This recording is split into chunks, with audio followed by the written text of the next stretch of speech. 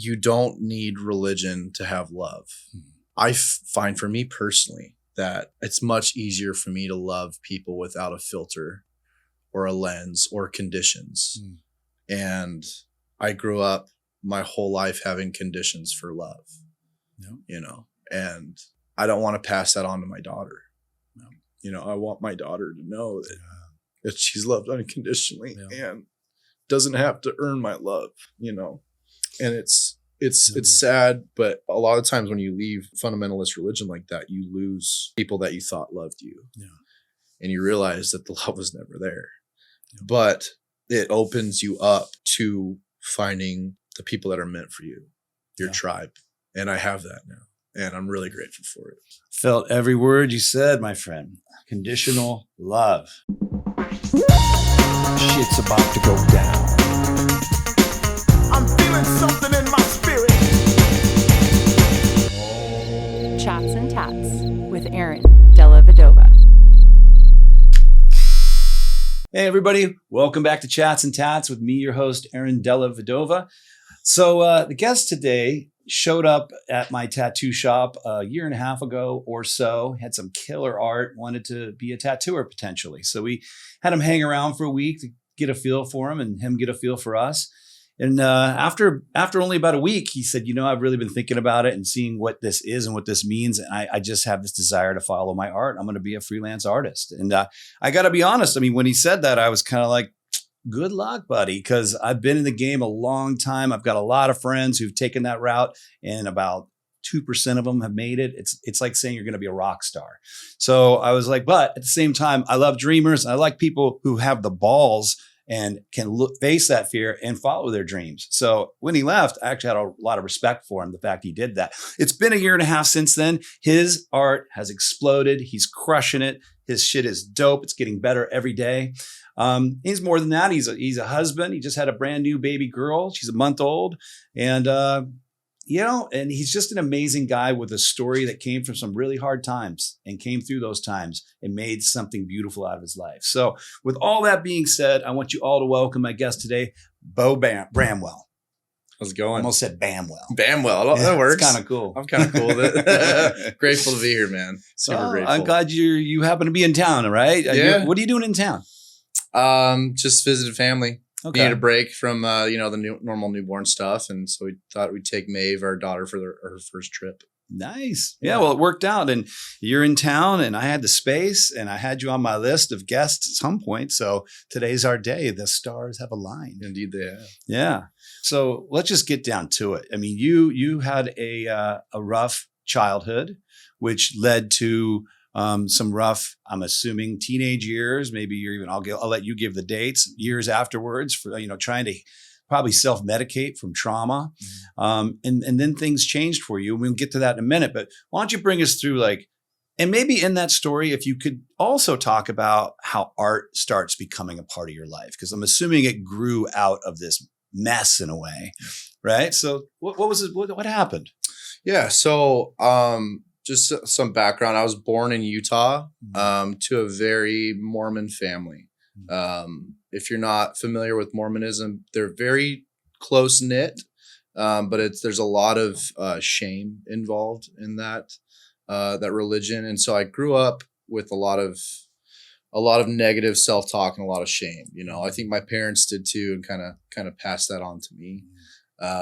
There was a lot of contention in my home when I was growing up. There was abuse and, not a lot of happiness. And so from a young age, I kind of went into myself. I think when you're healthily attached to both of your parents and healthily attached to the outside world, you're able to connect.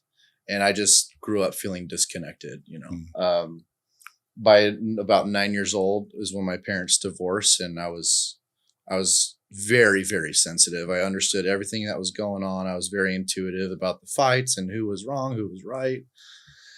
And I was suicidal at 9 years old, So I grew up just in a lot of isolation and despair and darkness.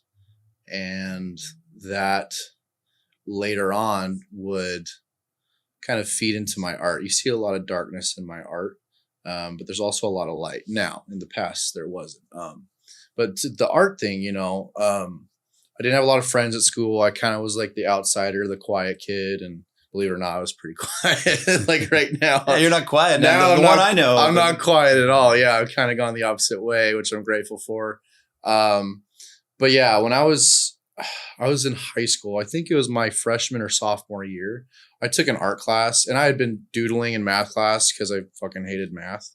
I did the same thing. And I had a hard time in school too, just paying attention with everything that was going on at home, and I was just constantly on edge. And drawing in class was kind of the thing that calmed me down and helped me feel centered and like I was a part of something, And I think it was my sophomore year in high school.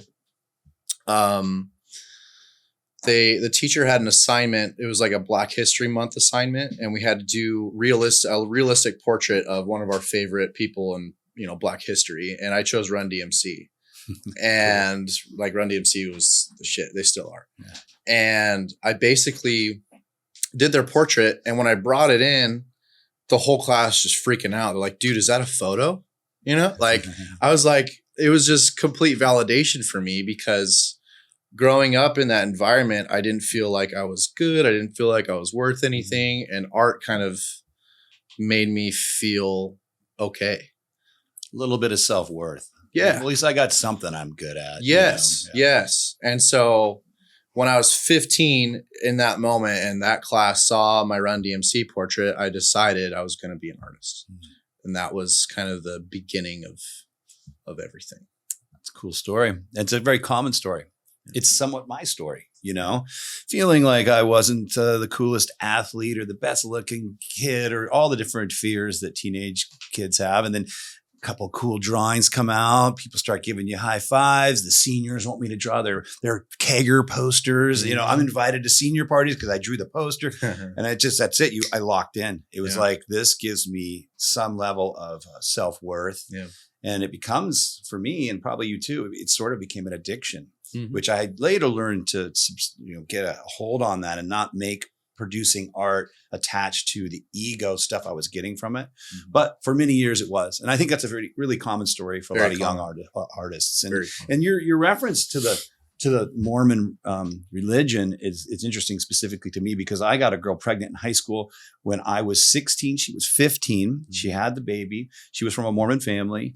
It's a kind of a long story, but my parents were Catholic. They wanted an abortion, to be frank. Mm-hmm. And the Mormons said, no, we're not going to do that. The guy was, her father was running for district attorney at the time, and a big political family. Yeah. Came to my dad's house, my parents' house, and said, "You just signed the dotted line. You'll never see this child again. We'll take care of everything." And my family did. I did. He went off to Utah. He was raised Mormon. Mm. And your story is identical to his. He just has a nature like me. He's a little more creative and outgoing, and he questions everything, and he's deeply spiritual, but he doesn't fully connect with organized religion.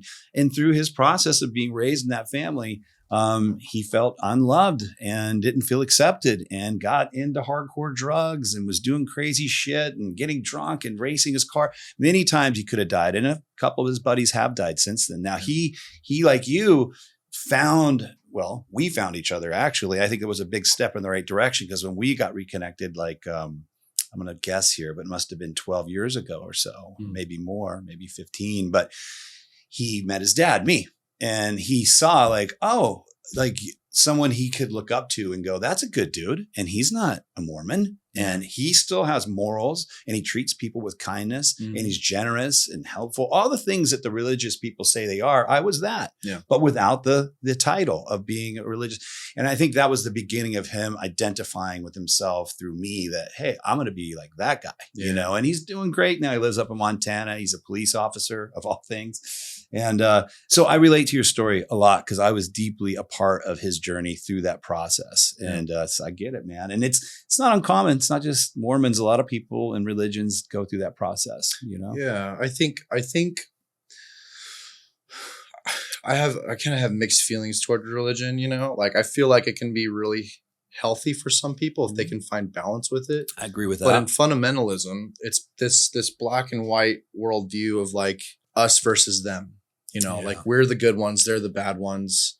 Anyone that doesn't believe what we believe is condemned. Mm-hmm. And that just closes you off to so much love. True that. You're losing out on experiences, on understanding other people. You're losing out on understanding yourself better. And so, I really want to push that you don't need religion to have love. Mm-hmm. I find for me personally that it's much easier for me to love people without a filter or a lens or conditions. Mm. And I grew up my whole life having conditions for love, and I don't want to pass that on to my daughter. I want my daughter to know that she's loved unconditionally and doesn't have to earn my love, and it's sad, but a lot of times when you leave a fundamentalist religion like that, you lose people that you thought loved you. And you realize that the love was never there. But it opens you up to finding the people that are meant for you, your tribe. And I have that now. And I'm really grateful for it. Felt every word you said, my friend. Conditional love. We just had a guest on the show, Miguel Ruiz Jr. His father wrote the Four Agreements. He wrote The Mastery of Self. And these books are basically about the, really in a detailed way, explain the difference between unconditional and conditional love. And it can be subtle. Just, like, oh, I'm going to be grumpy if my wife doesn't have dinner ready for me. Well, that's a condition. Mm-hmm. What you're really saying in that subtle moment is, if you want me to love you, you'll have my dinner ready. Mm-hmm. It's subtle. It doesn't have to be smacking her across the face. And, I think it's the subtleties that I like to illustrate, because when people hear that, I think they think of the obvious stuff. Like, I don't beat my kids. I would never do that. Well, do you act disappointed when they don't want to be a soccer player? Mm-hmm. It's subtle, man, but he doesn't want to be a soccer player. He likes music. Yeah.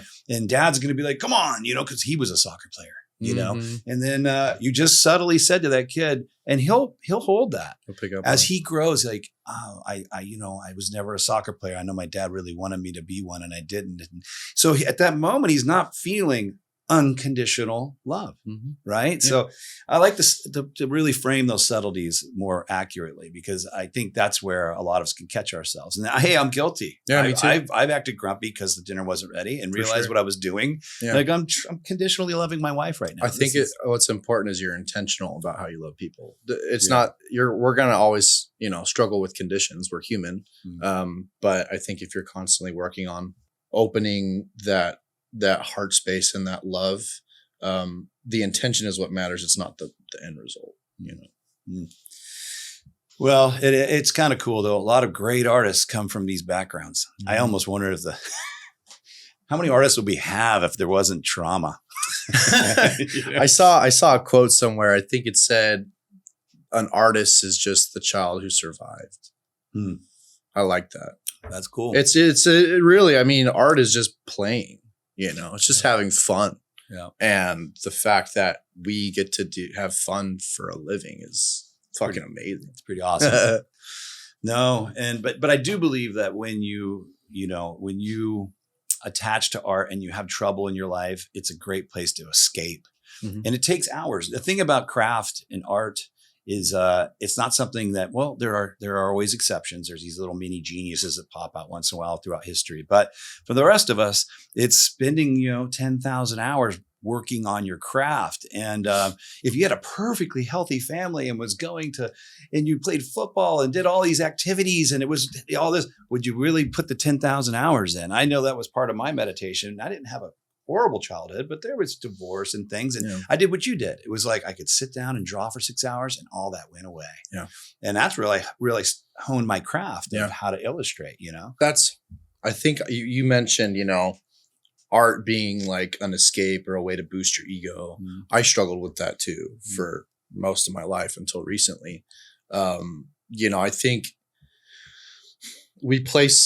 a lot of artists place so much stock in their art that they neglect other areas of their life, and I think that work-life balance is super important, because especially as a freelance artist, if I don't have some kind of balance in my life, I'm going to burn out. because I mean, my business is up and down, I'm going to neglect my family. And so that's something I'm still working on is the balance between, my work and my love for art and my love for my family and my friends and other hobbies. But I definitely understand that obsessive tendency to just want to be the best and hustle and neglect everything and neglect everything else. Yeah. It's hard. That's another part of it. And, I've been doing art longer than you. You'll get there. I went through the same struggles as younger. And to some degree, it was a little bit necessary. Sorry, honey. I think she would agree. Sorry, babe. I mean, at the time there was a bit about like, are you seriously still painting? It's 2 a.m. Come to bed, type moments. And I wasn't there yet. And I had to get there. I had to earn my spot. But then eventually, if you have enough success, you earn your spot and you'll end up like I am and Crayola Simpkins, who was just on the show. And when does he paint? He paints Monday through Friday, 9 to 6 every week. Yep. Has lunch, goes home, has dinner. It's, I don't want to call it a job, but he treats it like if you a treat job. it like, and that's where I'm moving towards, now that I have a kid, especially I have to, my business gotten so overwhelming that it's been hard to find time for my family, honestly. And so my wife is going to take over the scheduling, the bookkeeping, the emails, the relations with, galleries, whatever. And so I'm really excited to get that going because I'm tired. Yeah, you got the right wife too. Yeah. Just like Crayola, his wife filled that role for him naturally, just like me. My wife did for me. And you sounds like you've got one because artists without that component, that's another thing. Yeah. So you're lucky you have that. Well, she's an artist. She's an incredible artist, by the way. And so she gets it. She understands the mindset, Well, you're going to have to take over her bookkeeping at some point. I know. We were talking to our printers yesterday and they're like, dude, they're talking to her like, your art's sick. Like you got to, do your own thing. So she's going to help me with my business and eventually we'll get someone to hire for somebody. both of us. Yeah. You can hire that. Yeah, for sure. On that, backing up a little, so you're in that situation with the Mormon church, but I believe you were mentioning in the hallway earlier about the breakaway point. There was a point where you did walk away from that lifestyle. When was it? How'd that happen? I don't know if you're familiar with missionary work in the Mormon church. Yeah, two of you, and you go out to different countries and you spread the good word. If you get a good mission, you don't get to pick. I got a shitty mission. I had to go to Florida, Alabama, and Mississippi Spanish speaking. Ooh. So I learned Spanish, which was dope, but I had to knock trailer park doors all day and sleep deprivation. You can only talk to your family twice a year. It's essentially like the way that they inculcate you into the culture and keep you there forever. It's like hazing. Yes. It was. How many years is it? So painful. It was 2 years. Everyone does 2 years. Yeah. Talk to 2 your years family. for men and a year and a half for women. And you only can talk to your own family twice per year. You can email them, but you can only talk to them on the phone twice a year. I did not know that component. That's a little bit abusive. It's very abusive. And so I did my 2-year mission. I came home I'd say very close to psychotic. Very suicidal. I was bedridden for 6 months after that. And I think it's because my soul, who I was as a person, felt so suppressed and so beaten down by the dogma and the rules and the shame and the perfectionism that I just completely subconsciously rejected everything I'd been taught. And so that my breaking point, I had one breaking point when I first got home from my mission. Started researching church history and realized, most of what they said was bullshit. It wasn't true.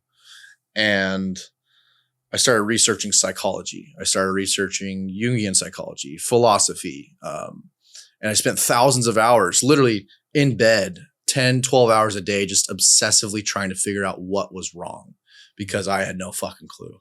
You're told your whole life, this is the truth. And I thought I had the truth and I was fucking miserable. And so I just dug into everything I could to figure out what was happening, what was wrong with me, why my family was so chaotic. And in that obsessive spiral of trying to figure it out, I was just so overwhelmed. And my buddy had Adderall and he's like, this will help you get out of bed. And it did. Mm-hmm. It was 5 milligrams or something. And I took it and I drew for 15 hours. And I felt great and I could get out of bed. And then 3 years later, I was snorting 100 milligrams a day with Coke. Oh my God. And I was psychotic, you know. I was in and out of psych wards. And then my second breaking point, my final breaking point was when I was like, I had been sleeping in my car for a month, and then I got a place. I was about to lose it. And I was making like $200-$300 a week sleeping in this room with 5 other people, you know, just cockroaches, fucking just terrible. And I got a serrated steak knife and took it to a park and slit both my wrists. And then I stabbed myself in the stomach. And while the knife was in my stomach, I was like, this is it. Like, if you make this choice, like, it's over. And I almost felt like this. It's really weird explaining it, but I felt this almost like otherworld, like I don't know if it was my higher self or God or the universe or whatever, but it's almost like something took the knife out for me. Wow. And I just broke down and I called the police on myself. And they took me to a psych ward, stayed there for a week, and then I stayed at a homeless shelter for 9 months. And that's where the healing really began. Wow. And that was like, you never had relapses after that? Was it straight to all the path towards healing? So relapses, no, but I did have to go back for like 3 months about 3 years ago. I actually went in before I relapsed because I felt I was going to. You could feel it coming on. I could feel it coming on. And so I was like, no, I'm going to rehab. I'm not going to do that. Which I'm really proud of myself for, because I think most people just relapse, you know? Right. So I went back. And ever since then, you know, shit gets hard. You know, like I went through like having a kid is like an existential crisis, you know? Yeah. And before the baby came, I was freaking the fuck out because I don't know if I can do this. I don't know if I can be a good dad. And I had like a 2-month depressive spiral. It was pretty bad, but I got through it, you know, and I'm finally at a point in my life where I feel like I can handle whatever comes. Yeah. And I have an amazing wife. Love you, Haley. That supports me through everything. And yeah, life is never easy, but it's good. That's cool, man. Yeah. That's cool. And it's so often it takes people getting to the break. I mean, you got to the breaking point. You were on the edge of just a little further in, drag it down, lights out. Yep. And interesting though, to hear that some other force, and I don't know what that force is either. I don't know. But it's there. Yeah. It's made me and talked to me before, and Yeah. I still don't know what it is. Higher self, maybe. Mm-hmm. God. I don't really care. I do believe in it, and I always listen for it, you know. And I don't think it has to have a title or anything. It doesn't. I put a title on my whole life, and I told my wife, like, I'm never going to claim to know the truth, but I feel like we can get close to it sometimes. Yeah, and it shows up when you really need it. Yeah, and you really needed it in that park that day. That's a great. Well, it's not a great. It's a tragic story, but it's great because you did make it out. You changed your life. I mean, maybe we should bring that painting off the wall. Yeah. Because doesn't that painting kind of walk you? Just pull up. It's just hanging on that nail. So Bo brought me one of his pieces of art today. This is some of his stuff is printed on metal, and maybe you could talk about it. I hope you guys can see it. It might be shiny or something. Maybe like that. Back this way. So this is the original is about 4 by 3 feet. And this is the piece that started my business. I started my business about 3 years ago. Okay. And this is kind of my, I had all this trauma that I had still in process. And so this for me took 350 hours. The original is 4 by 3 feet. And it really helped me see my soul. This is the beginning of finding my style. So this right here, this is me when I came back from the Mormon mission. He's got the 3 knives in the back, represents Father, Son, Holy Ghost. So I felt, rejected by the Godhead. I felt shame. Come over here. You see a skeleton. He is praying to God, but he's dead. Obviously, I felt dead inside praying to the Mormon God. Comes up the steps, disintegrates. That's my ego disintegrating from my mushroom chip. I had an ego death. And then out the top of the head comes this angel of death, and then life on the left-hand side. The death and the life, this kind of represents my darkness, my light. And then up here, they come out from behind the trees. This guy gives his wings to the skeleton, the dead guy. And then this guy takes the blindfold off the skeleton. So it's like both the light and the darkness within myself meeting each other and healing each other. And they have the caduceus, which I actually have a tattoo of. the caduceus basically is a representation of alchemy. Are you familiar with alchemy at all? Yeah. So the study of transmutation. And so I basically, through my work, transmuted all this pain into beauty for other people and myself. And then this figure at the top, I think it represents me. This whole thing was so unconscious, it just came out of me. He's pouring out this water, right? And it's coming down the fountain down here. And that's me pouring out all of this shit. And then these guys kind of ascend up the steps to who knows where, but the next level, to the next, ascending to something better. Dude, that is awesome. Thanks, man. That is a great story, and the way you've illustrated it, it's really got that kind of Catholic Catholicism kind of. I know it's religious, like Gothic vibe to it, the vibe of it. But hearing that, I've looked at this piece before. Heck, you had the original in my shop back when you were coming to be an apprentice. And I just was like, oh, it's pretty cool. Skeletons and angels. Yeah, we tattoo that shit all day long. I didn't know that story. Yeah. I don't know if the mic is still picking me up. I'm going to set that down. Yeah. Yeah. Awesome piece, man. And I think this is a good example when people go to look at your work.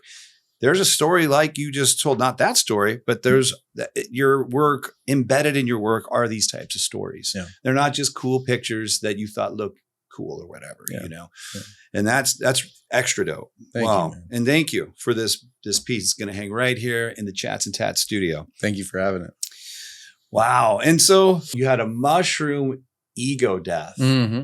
I've had one of those too. So I want to hear a little bit about that. Because I see mushrooms, not in this so much, but in a lot of your work now. Yeah, they're in there. There's some down here. There's one in the guy's shoulder. But yeah, I mean, I draw mushrooms in almost everything I do now. And I've had an obsession with drawing them ever since I took mushrooms. The first time I took mushrooms, an ego death, for those that don't know, is essentially like losing all sense of self and becoming one with your surroundings and everyone around you. And it's this feeling of, how would you describe it? Well, I think you just nailed it. You aren't you anymore. And when I say you, meaning your name, your title, you just are. You just are. And in that moment, you realize that you are actually the entire universe. The universe can't, nothing exists independently. Yes. The tree can't be there without the sky. The water can't be there without the rain. I can't be there without my mom. And you can just go back, and then eventually you get to amoebas, and you just realize, it has to all be connected. Yeah. But on a heavy enough dose of psilocybin or other types of you actually feel that connection. 100%. Like you're in it, and that can be it is for almost anyone who's had it. It's extremely profound and a positive. I mean, I don't know anyone who's been through that experience that can't say that helped me out a lot. Mm-hmm. Yeah. Even if it's a bad trip, a lot of people, benefit from it. Yes. But basically when I had my first trip, I was sleeping on a buddy's couch, like working some shitty job, and I took mushrooms, and it was like 5 a.m. and I looked at this tree blowing in the wind like a couple 100 yards away, and I literally could not differentiate my body from the tree. Like I felt the leaves blowing in the wind and the branches, and like I became absolutely like enthralled by nature. And that's why I'm obsessed with, like, my style is very visceral in the sense of like, I love trees. I love mushrooms. I love the organic line work that I've kind of, roots. Backtracking a little bit. Van Gogh said if Van Gogh's my favorite artist. Van Gogh said that if someone can master nature, they can master anything. Right. And I took heart to that and became obsessed with drawing nature. And so now trees and mushrooms and organic structures and, all these different things that we see in the natural world, that carries over into the rest of my work. The textures that you see in the tree, you're going to see in the snake and the fountain. And it's just that mushroom trip. Now just talking about it, I didn't realize, but it had such a profound effect on me as an artist. And I haven't even tripped mushrooms in 5 years. People ask me all the time, like, dude, are you tripping balls like every day to be able to draw this stuff? I'm like, no, it's just, it had an effect on me. It's still there. If you get one good one with those things, it's enough for a lifetime. Yeah, absolutely. Because the switch occurs and the switch doesn't turn on. Yep. And when I look at your work, the reason I went back to the mushroom part is it looks like something that someone who ate mushrooms drew. Like Yeah. and this is the kind of stuff you're always, when you're on mushrooms, the roots and the water and wind and stars and birds and all that becomes part of you and you're part of it. Yeah. And usually a lot of people carry that back into their art. I know I did from a few of my experiences. So I love that because I'm a big believer in plant medicine. I think that was probably a huge healing effect for you, part of your journey back to a healthy psyche. Yeah. And it's funny how they get labeled, like, I hate the way they're talked about. What are you tripping, man? And I'm just like, you don't get it, man. This stuff heals you.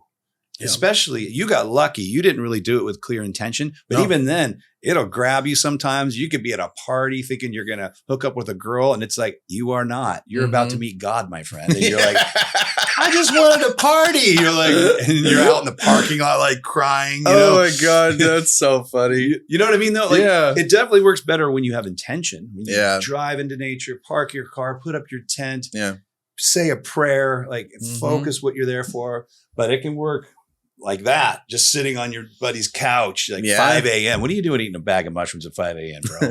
That's such a weird ingestion moment. I know. 5 a.m. usually, 5 p.m. I think it's all about your intention behind it. If you're doing mushrooms to get fucked up, then you probably shouldn't be doing it in the first place. But even then, I have it worked for me. So who am I to say? And I've had that with LSD. I took it to party. And the next thing I know, I was leaving a house, walking through the desert, communing with God. And the next day everyone's like, why'd you leave the party? I'm like, oh, bro, you don't even know. But it was good. Yeah. Definitely during it, I was slightly terrified. Yeah. But that's cool, man. I love psychedelic stories because, again, they've helped me so much, especially DMT. But hearing that was such a crux changing moment and how it goes through your art today, I want to tell that story. I want the world to know these things are not bad. And they should be talked about and studied and utilized. And it is. We're seeing it now. I mean, chocolate mushroom bars and all this stuff. And now they're studying again. They're using it in therapy, PTSD. Yep. I mean, anyone who's done even a little research knows that the narrative has changed quite a bit. Yeah. I think it's going to continue to change, you know. And look back at history. I mean, they can't find a single culture, old cultures, that didn't use some kind of sacrament. Yeah. The Africans had their iboga, and then, the Tibetans, I forget what they were doing. The Egyptians had that weird flower. I don't know the names of them all. Yeah, I think as a people, we've really lost touch with the spiritual side of life. And I think religion is a large part of that. But I also think just us being on our phones all the time. Modernism. Yeah. And I think art should be a spiritual experience. It should. I think it should get you closer to knowing who you are. And it's really weird. Like, being a freelance illustrator is very stressful, but it's also like, it's complete freedom in the sense of, like, I've really learned what the law of attraction is. I think you've talked about it before.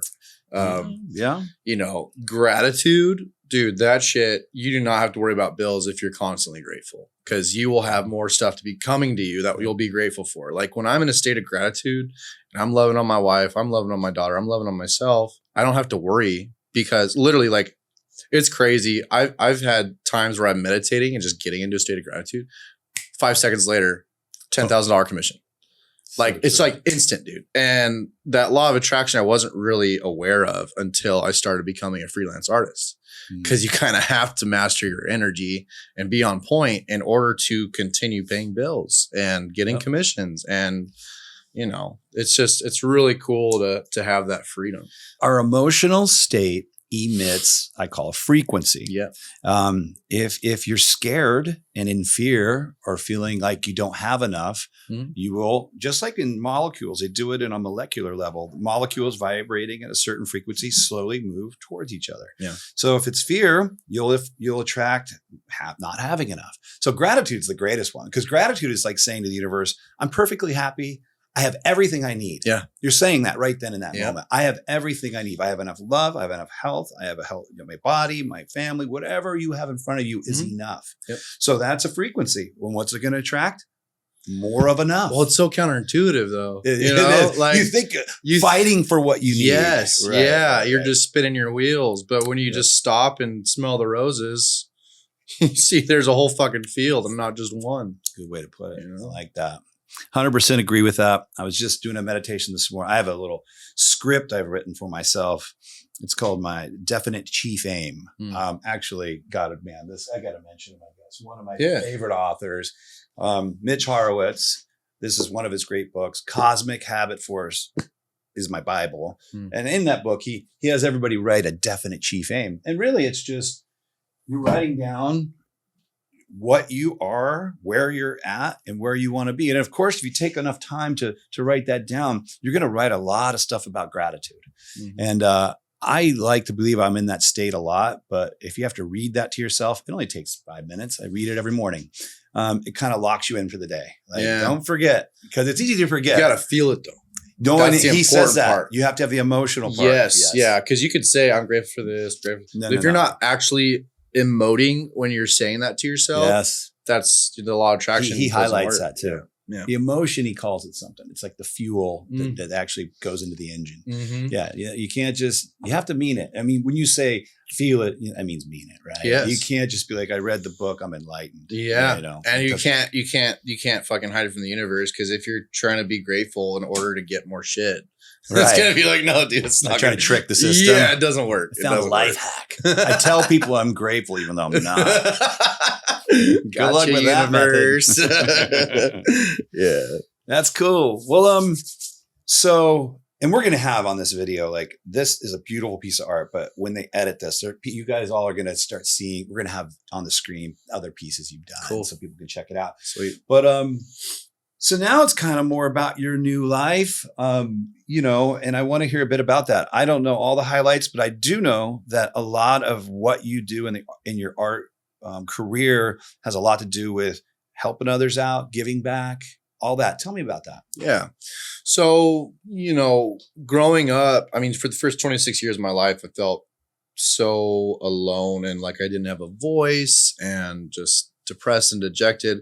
And now that I kind of have this new life, I understand a lot of what the homeless and the addicted go through because of my life experiences. When I was 21 and I was just getting out of being bedridden after my Mormon mission, I was painting on Adderall, but I was painting and I had this like one of the most profound experiences I've ever had with art. And for some reason I had this love for the homeless, right? And I painted a portrait of a homeless man with a crown on to represent the idea that we're all worthy regardless of our circumstances.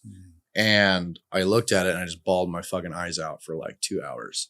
I called my mom. I'm like, Mom, I need to tell the stories of the homeless. 5 years later, I ended up in a homeless shelter. Like getting to know the people, the stories I was going to tell. And so now that I have the influence, I have the following, I have the capital, I have the connections, I really want to tell the stories of these people through my art. And it's kind of a work in progress. Like for me, business wise, I think a rough business plan is good, but I like to kind of let things happen organically and make connections and meet people and try different things. And so right now I'm just trying to figure out a way to tell the stories of the homeless full time. That's what I'd like to do. You know, work with galleries and then donate a portion of the profits from the sales of those pieces to the people whose stories I tell. Very cool. And just make people feel less alone, you know, like it's really easy to look at someone on a corner and be like, fuck that guy, he doesn't work, you know, he's a slob, he smells. But what if that was your kid? What if that was you, you know? It's so easy to judge, but I don't know, you know, it's having the life I've had has given me a lot of perspective. And I think it's a perspective that's important that can help a lot of people. So that's what I'd like to do. Awareness, which creates empathy, you know, and yeah, it's very easy to really look at that guy and be like, oh, you lazy ass. Like I'm going to work today. I'm not giving you a dime, but yet you'd have to have been born in his house and walked every inch of his life to say that, to judge him in that way. Yeah. I'm not saying there isn't exceptions. There might have been a couple people born on the planet who were just born straight evil with great parents. I don't know. I've never met one that was an exception. Everybody I ever met that was living a life like that or knew about, if you really took the time to get to know them, there was abuse and trauma and a lot of things that I didn't have to go through. Yeah. So it's pretty easy for me to sit on my high horse and be like, oh yeah, I worked my ass off. I'm self-made. Well, the reality is I was, whatever reason, born in a particular dealt a better hand. Yeah. Totally. I've been given every opportunity. I try to catch myself all the time when I think I'm great, you know. I'm just like, dude, you're I don't want to call it luck either, but my circumstances were way better than so many other people. Just the country I'm born in. So are mine. I mean, look what's going on overseas right now with I think it's some Sudan or whatever, where all that. You know, I could have been born there, and I doubt I'd be running Chats and Tatts and tattooing all day. Yeah, that people don't get to do that in some of these places. I think one of the hardest things I've had to learn, and I'm learning every day, is replacing ego with gratitude. I think gratitude's a good substitute for feeling better than people. I think when we get into our ego, we're focusing on everyone else in a sense of like comparison, you know? And I think if we can step into just being grateful for who we are and what we have, it opens us up to that connection, because ego destroys connection. Yeah. And if your self-worth is attached to what others think of you, it can work when they like you, but that's a razor's edge, man. If that's your mode every day, all it takes is some group or some job or somebody to not like you. And then as much as it felt good, now it hurts that as much. So it's an addiction. It's not a good place to find yourself. You know? Well, that's awesome, dude. Well, let's go to tattoo, Chats and Tatts, right? Yeah. So you have some tattoos. I do. What was your first tattoo? My first tattoo was this little mushroom stick and poke that I did on myself. I like how you did it facing you. I know. I did it upside down. I didn't know. I wasn't a tattoo artist. I'm still not. That shows me you did it because it looks at you. I know. It was for me, so it's fine. But yeah, that was my first one. And then I think my next one, I don't even want to talk about what that is because I have no fucking clue. I was on drugs at the time and I don't know what I did to myself. You did that one too. Yeah. You were on a rampage. Yeah, apparently. That one's not as good as the mushroom. But yeah, I did the next one was this hand rose. I like that one. This one I got here in San Diego when I came to your tattoo shop and talked to the manager to get an apprenticeship. This is the Caduceus I was talking about. Yeah. Free. I got free to represent freedom from the Mormon church, from toxic relationships, from my old life. I have big lettering on my chest, but I'm probably most excited about the one you're about to give me. Well, it's fun for me. I mean, I wrote Bo and I was like, well, what do you want? He's like, I love your filigree. I'm like, all right, I love doing it, you know? So, but then, and I kind of started, I'm like, where do you want to put it? And he gave me a bunch of places. One of them was his neck. And I've always loved the movement from the ear, behind the ear down. In fact, I was thinking about getting what I drew for you today. I think I drew for myself. It's kind of a dreamy idea I've had for me. Oh, the reference you used looked like you, so it makes sense. It did. I took a picture of my own head. Do you want to get matching tattoos? I'm just kidding. But as I drew it, I tried my best to kind of channel you into the art. So you'll see it today. It is my kind of stylistic filigree, but I've got this eyeball emerging out of it because there's so many eyeballs in your work, and it's kind of got rooty, kind of veiny texture moving down as it slowly clarifies into more crisp, filigree looking stuff. And I love the flow right behind it. Starts real tight behind the ear and it just expands down across the throat and neck. So I'm just glad you love it. I'm excited. Because I'm pumped on it too. I'm really excited. Black and gray, right? Black and gray. All right. Well, my friends, I think it's time to take that break. Maybe have a snack. You're going to need one. And then we're going to find ourselves on the other side of the room ripping a sick neck tatty. You ready for that? Let's do it. All right. Sweet, man. Let's go. All right.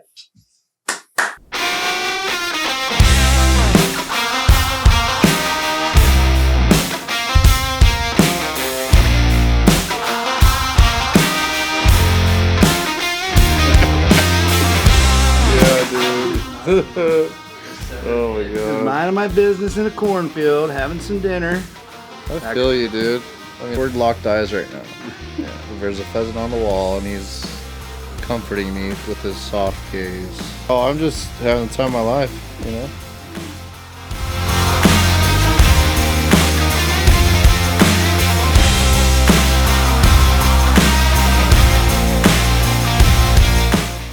Beauty is pain.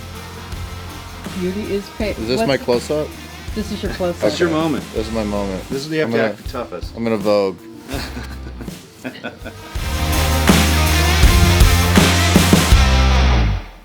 Bo, you got your whole side of your head and neck tattooed, buddy. Blasted, dude. Things like that big. Yeah, I fucking love it, dude. It's amazing. It's my favorite tattoo now.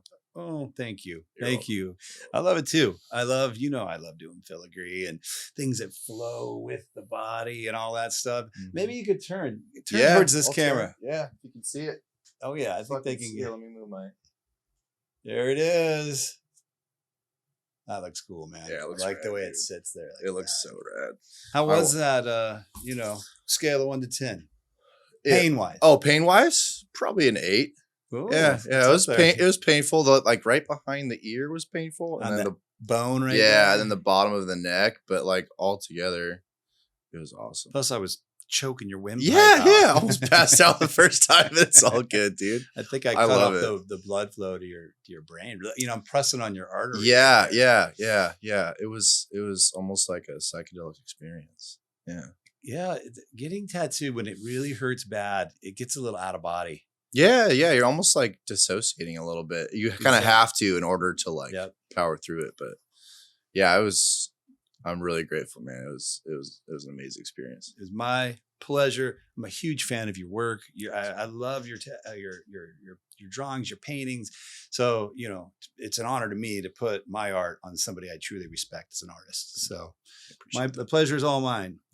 Well, before we head out today, what are you working on nowadays? What kind of stuff you up to? And obviously you're doing your commissions. Obviously people are buying your print. All that we know is happening. Is there other things you're engaged in artistically? Yeah, I've really, over the last couple of years, I've really been focused on the hand-drawn aspect of art. But right now I'm kind of leaning towards the digital world, mostly because I've been hit up by a few agencies to do some gig posters, tour posters, officially licensed posters for some big bands. Like who? Doing one for Sublime right now. Awesome. A tour poster for Sublime, Slightly Stupid, and Atmosphere, which is sick because I've been listening to Sublime and Atmosphere like my whole life. Atmosphere is one of my favorite rappers. He's the shit, dude. He's the shit. He's amazing. And he said I get backstage passes, so like what's better than that? Oh, you're definitely getting back. Yeah. And you're calling me. Yeah. Yeah, you're coming, dude. Hell yeah. I'll get cool two for us. To do art for some of your musical heroes. Yeah, man. Yeah. It's when I was 15, I said I wanted to be an artist. The end goal was to basically do this. So it's a huge dream come true. I'm really excited. It's amazing when you set your intention and it comes. If you follow through. Yeah. If you stick with it, Yeah, it comes. Man. That's cool, man. So you're doing all that. What about if people want to find you? What's the best way to find you? Instagram is illustration by Bo. No S after illustration. Mm-hmm. BO is how you spell my name. So illustration by Bo, and then illustrationbybo.com. Yeah. And email illustrationbybo@gmail.com. Easy enough. Yeah. We'll have all the show links listed in the show notes and all that stuff. All not the show links, but your links. Yes. Well, my friend, this has been an honor and a pleasure. And, this isn't a goodbye. I have a feeling we're going to be hanging out again. Our worlds intertwine a little too much for us not to bump into each other. Yes, they do. Again. Yes, Next time you're in San Diego, be sure to hit me up. I will. Absolutely, man. Thanks for coming on. Thank you, Aaron. I appreciate it. All right. It's a pleasure. All right, everybody. That's it for today. If you're digging the show, please check it out on YouTube. Maybe give me a subscription. If you want to check it out on Apple Podcasts or Spotify, give me some comments. We want to hear more about what you're liking, what you're not liking. Your comments mean the world to us. Thank you so much, and we'll see you on the next one.